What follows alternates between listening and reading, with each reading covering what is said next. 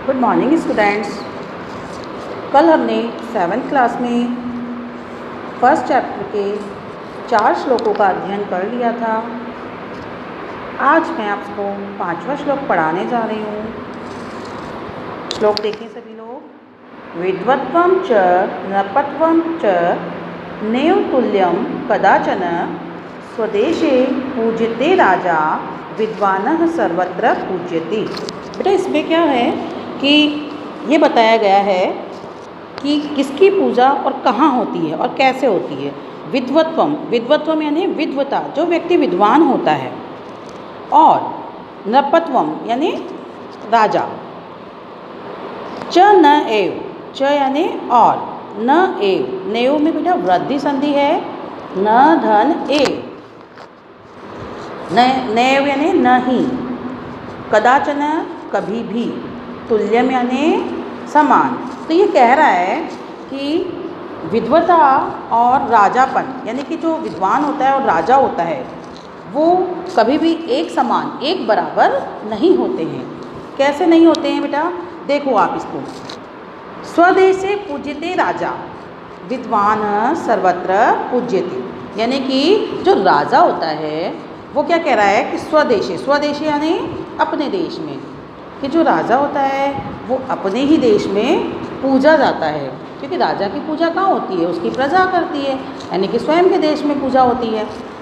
जबकि विद्वानः सर्वत्र पूज्यते, लेकिन जो विद्वान व्यक्ति होता है वो सारे संसार में समस्त स्थान पर पूजित होता है, पूजा जाता है। दोबारा बता रही हूँ, ध्यान देंगे।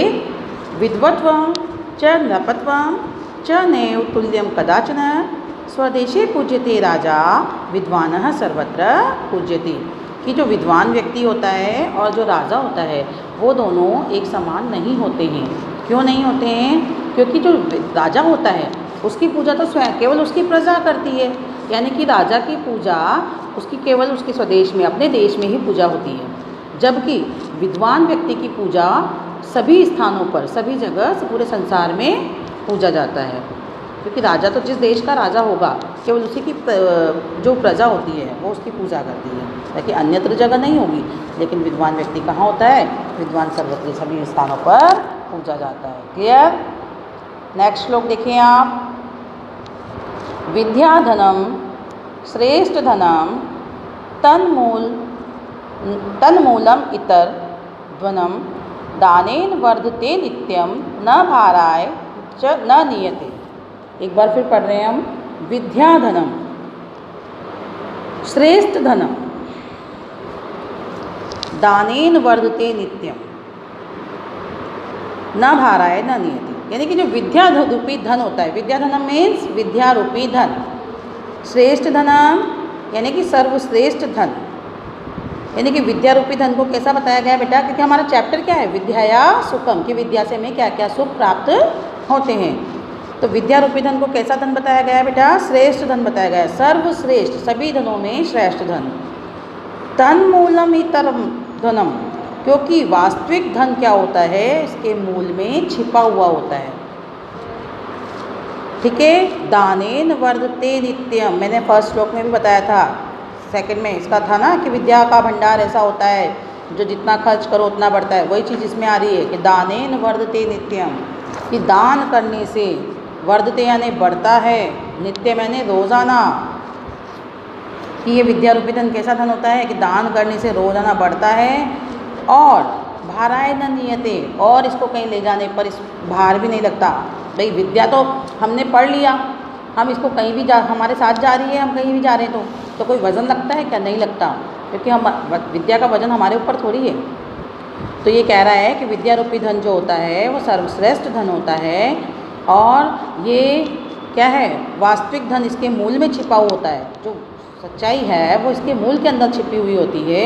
और ये विद्या रूपी धन जो है वो दान करने से, हम जितना खर्च करेंगे, जितना दान करेंगे उतना बढ़ता चला जाएगा।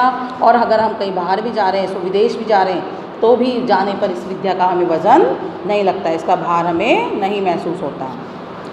लास्ट श्लोक देखिए बेटा। विद्या नाम नरस्य रूपम अधिकम प्रच्छन्न गुप्तम धनम विद्या भोग करी यश सुख करी विद्या गुरुनाम गुरु विद्या बंधुजनों विदेश गमने विद्या परा देवता विद्या राजसु पूजते न तू धनम विद्या विहीन पशु। बहुत अच्छा श्लोक है। देखो क्या कह रहा है इसमें, विद्या को क्या बताया है। देखो कि विद्या नाम, विद्या वह चीज़ है जो, विद्या वह चीज़ है जो मनुष्य के, नरस्य यानी मनुष्य के रूप में भी, रूपम अधिकम, रूप में भी, प्रच्छन्न गुप्तम धनम यानी रूप से भी अधिक, और छिपा हुआ, गुप्तम यानी छिपा हुआ क्या है, धन है। यानी क्या कहा गया है कि विद्या एक ऐसी वस्तु है, ऐसी चीज़ है जो मनुष्य के रूप से भी अधिक और छिपा हुआ धन होता है। विद्या भोग करी यश, विद्या का उपयोग करने वालों को क्या प्राप्त होता है, यश की वृद्धि होती है। सुख करी विद्या गुरु नाम गुरु, और विद्या क्या होती है, सुखदायी होती है। गुरु नाम गुरु, और विद्या गुरुओं की भी गुरु होती है। विद्या बंधुजनों विदेश गमने विद्या परा देवता, परदेश जाने पर, विदेश जाने पर विद्या क्या होती है बेटा, बंधुओं के समान होती है, भाई बंधुओं के समान होती है। विद्या परा देवता, और विद्या देवताओं से भी बढ़कर होती है। विद्या राजसु पूजते, विद्या क्या होती है, विद्यावान व्यक्ति कहाँ होता है, राजाओं के द्वारा पूजा जाता है। न तो धनम, लेकिन राजाओं के द्वारा धन को नहीं पूजा जाता है। विद्या विहीन पशु, और जो विद्या से रहित व्यक्ति होता है वो साक्षात मनुष्य होते हुए भी किसके समान बताया गया है, पशु के समान बताया गया है। ठीक है बेटा, क्लियर आप लोगों को। दोबारा बता रही हूँ मैं आपको एक बार कि फर्स्ट श्लोक में क्या बताया गया है कि विद्या से हमें विनम्रता मिलती है, विद्या, विनम्रता से हमें पात्रता मिलती है, और पात्रता से हमें धन की प्राप्ति होती है, और धन से धर्म की उपलब्धि होती है, जिससे के द्वारा हमें सुख प्राप्त होता है। क्लियर। सेकंड श्लोक देखिए आप। सेकंड श्लोक में कहा गया है, विद्या की देवी से अर्चना की है कि हे विद्या की देवी सरस्वती, आपका भंडार अद्भुत है, यह खर्च करने पर बढ़ता है और संग्रह करने पर घटता चला जाता है। थर्ड श्लोक में बताया गया है कि पुस्तक में लिखी हुई विद्या, दूसरे को दिया हुआ धन बेकार होता है, क्योंकि यदि समय आने पर वो काम नहीं आता तो वो ना तो वो विद्या विद्या होती है और ना ही वो धन धन होता है। फोर्थ श्लोक में दिया गया है कि दुष्ट लोगों की विद्या झगड़ने के लिए होती है, धन अहंकार करने के लिए होता है, शक्ति दूसरे को सताने के लिए होती है, और इसके विपरीत सज्जन लोगों की विद्या ज्ञान के लिए, धन दान के लिए और शक्ति दूसरों की रक्षा करने के लिए होती है। फिफ्थ श्लोक में बताया गया है कि विद्वता और राजापन दोनों क्या होते हैं, एक जैसे नहीं होते, क्योंकि राजा की पूजा केवल उसके देश में होती है, जबकि विद्वान की पूजा हर जगह पे होती है। क्लियर। सिक्स श्लोक में बताया गया है इसमें कि विद्या रूपी धन जो होता है वो सर्वश्रेष्ठ धन होता है, क्योंकि जो मूल धन होता है, वास्तविक धन होता है, वो इसके मूल में छिपा हुआ होता है। और ये विद्या रूपी धन जो होता है वो दान करने से, जितना हम इसको खर्च करते हैं, दान करते हैं, उतना ही रोज़ाना बढ़ता चला जाता है, और इसको ले जाने के लिए हमें इसमें कोई वज़न भी नहीं लगता है। क्लियर। लास्ट श्लोक जो बताया है वो ये कहा गया है कि विद्या एक ऐसी वस्तु बताई, ऐसी चीज़ बताई गई है जो कि मनुष्य के रूप से भी अधिक छिपा हुआ धन होता है। इसका उपयोग करने से यश की वृद्धि होती है, ये विद्या सुख को देने वाली होती है, और ये विद्या जो है वो गुरुओं की भी गुरु होती है। ठीक है। परदेश जाने पर ये विद्या अपने बंधुओं के समान, अनपढ़ मतलब बंधुओं के समान, भाई बंधु के समान होती है। विद्या देवताओं से भी बढ़कर होती है। विद्यावान व्यक्ति राजाओं के द्वारा पूजा जाता है, जबकि राजाओं के द्वारा धन नहीं पूजा जाता। और विद्या रहित अर्थात अनपढ़ व्यक्ति जो होता है वो साक्षात किसके साथ तुल्य बताया गया बेटा, पशु के तुल्य बताया गया है।